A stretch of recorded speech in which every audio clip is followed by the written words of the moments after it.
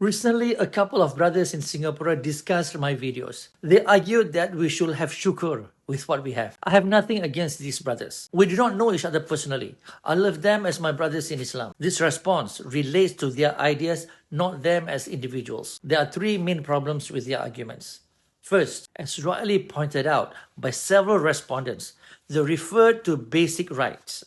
That we are allowed to pray and have mosques. That we have these rights does not mean that as a community, we have not been discriminated against. I discussed extensively how the PAP has destroyed our socio-economic status since they took power. How they have pushed for us to become, in the words of Lee Kuan Yew, more Chinese. How they created the ethnic integration policy explicitly to remove Malay political agency. Are Malays discriminated against? Of course we are. The brothers have not, in their response, argued against these issues that I raised. Second, they promoted a very secularistic view of Islam. I do not believe they do so intentionally, but their examples are mainly related to personal acts of worship that are divorced from how we manage ourselves as a society. As I discussed in a previous video, every society has a foundational philosophy. Prior to colonization, our foundation was Malayness. The PAP declared Confucianism as their foundation. There are no neutral foundations. It has to be based on something. I would like Islam to be our foundation. I understand that some non-Muslims may disagree.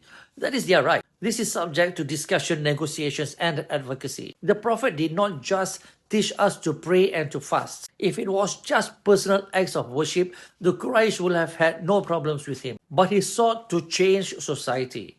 He rejected the worship of anything other than Allah. He set up a social-political system that was drastically different from the society he lived in. Let's be honest. Will the Prophet be happy with the condition of the Muslims in Singapore today? How secular we are. How we accept the dictates of the PAP on how we should practice and learn our religion. Is it then sufficient that we are only able to pray and have mosques? That our sisters are not allowed to wear hijab in schools? Let me ask these brothers, are there parts of Islam that the PAP government disagrees with, that they do not want us to learn or practice? Do you support it? Third, the attempt to claim the existence of Mahkamah Sharia in Singapore as evidence shows weakness. The Mahkamah Sharia was established in 1958, before the current government took power. They did not set it up. And the Mahkamah's main function is marriage, divorce, and faraid. Is that all we have in our jurisprudence? To my brothers, consider what happens when you deny discrimination. I accept that you may not know how we have been discriminated against, because the discrimination